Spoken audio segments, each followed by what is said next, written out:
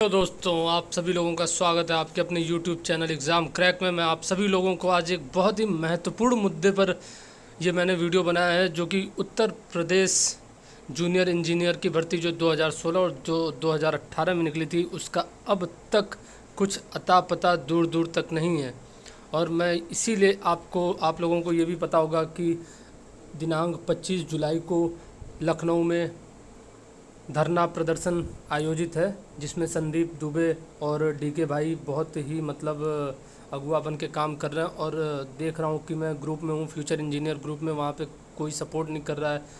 देखिए, अगर कुछ भी होता है धरना में, अगर कुछ भी होता है, क्या कहा जाता है, वहाँ पे पैसे खर्च हो रहे, पंपलेट बनवाने में, बैनर बनवाने में, हर एक चीज़ में पैसे खर्च होते हैं, लेकिन कोई पैसा दे नहीं रहा। बहुत लोग दे रहे हैं, ऐसा नहीं कि कोई दे नहीं रहा है, लेकिन बहुत लोग हैं नहीं दे रहे। उनको लग रहा है कि हाँ सब लोग दे ही रहे हैं तो हम क्या करें। मैं ऐसा कोई नहीं कह रहा आपसे कि आप 1000 रुपये दीजिए, 2000 दीजिए। अगर आपको 100 रुपये भी हो रहा है तो 100 रुपये आप दीजिए। थोड़ा थोड़ा कंट्रीब्यूशन ही जो है वो बहुत ही बड़ा अमाउंट बनाएगा, जिससे कि केस हियरिंग करने में दिक्कत नहीं होगी। किसी भी वकील को हायर किया जाता है तो जाहिर सी बात है कि उसका चार्ज होता है कुछ ना कुछ, लेकिन काफ़ी लोग जो है वो समझ नहीं पा रहे हैं क्या है क्या नहीं है। तो इसीलिए मैं आप सभी भाइयों से, जो डिप्लोमाधारी हैं हमारे उत्तर प्रदेश में उपस्थित, जिन्होंने 2016 और 2018 जूनियर इंजीनियर में एग्ज़ाम नहीं दिया, वो भी आगे हैं। अगर वो अभी आगे नहीं आएंगे तो जाहिर सी बात है कि अगर जो 2016-18 में हैं वो क्यों उनके लिए मदद के लिए आगे आएंगे। इसीलिए मैं आप सभी लोगों से गुजारिश कर रहा हूं कि दिनांक 25 जुलाई 2022 को लखनऊ में आएँ और जो धरना है उसको सफल बनाएं। अगर आप लोग अभी सफल नहीं बना सकते हैं तो मुझे नहीं लगता कि इसका आगे कुछ होगा, क्योंकि एक एक मिनट और एक एक दिन कीमती है। अगर आपकी पोस्टिंग, किसी की भी पोस्टिंग, चाहे उसमें कोई भी बच्चा सेलेक्ट हो, 300 वैकेंसी सिविल की जूनियर इंजीनियर की है 2016 में, और 2018 में लगभग कुल पोस्ट है 1400, सिविल मैकेनिकल इलेक्ट्रिकल मिलाकर। तो जाहिर सी बात है कि लगभग 1700-1800 जो वैकेंसी है, तो 1800 परिवार जो है उनका घर अच्छे से चलेगा।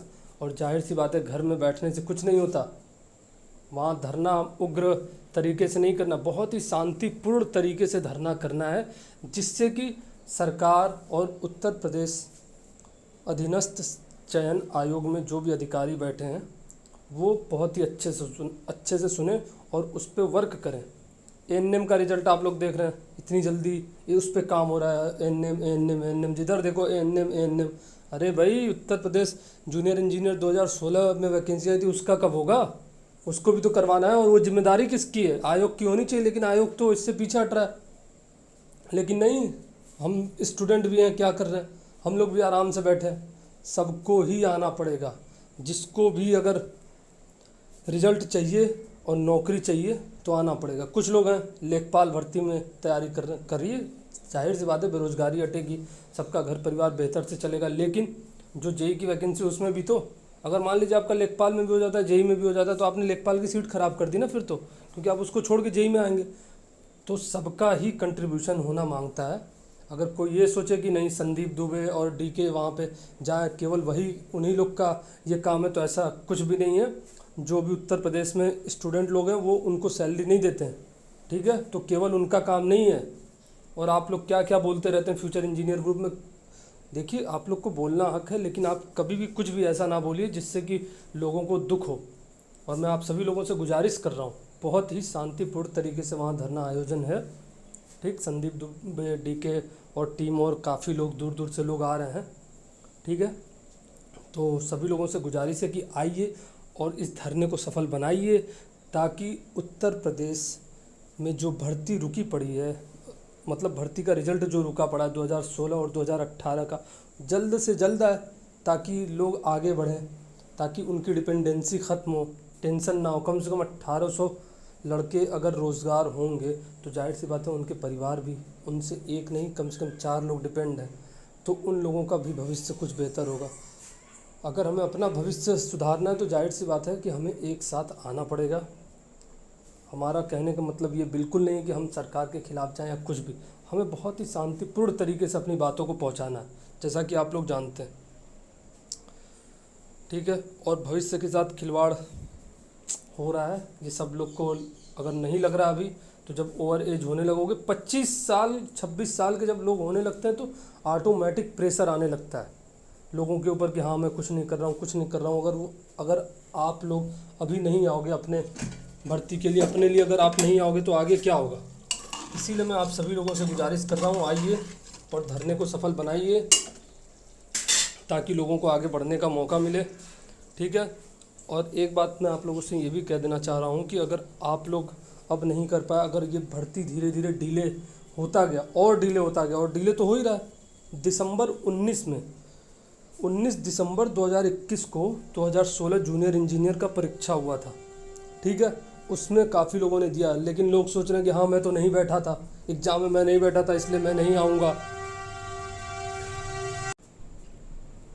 कुछ लोग सोच रहे हैं कि मैं एग्ज़ाम में नहीं बैठा था, 2018 और 2016 का एग्ज़ाम तो मैंने नहीं दिया तो इसलिए मैं धरने में नहीं जाऊँ। अरे भैया, अगर आप लोग नहीं देंगे तो अगले साल जो वैकेंसी आएगी हो सकता है पेट 2022 के थ्रू जूनियर इंजीनियर की वैकेंसी आए, ठीक है। तो उस कंडीशन में आप क्या करेंगे, आपके पास कोई जवाब रहेगा, उसका भी डिले होगा एग्ज़ाम, फिर आप उसके रिजल्ट के लिए दौड़ोगे, फिर आप कहोगे कि हाँ हाँ मुझे जाना चाहिए। तो ऐसे नहीं होता। आप लोगों, अगर आप लोग अभी से साथ नहीं दोगे तो जाहिर सी बात है कोई और भी आपका साथ नहीं देगा।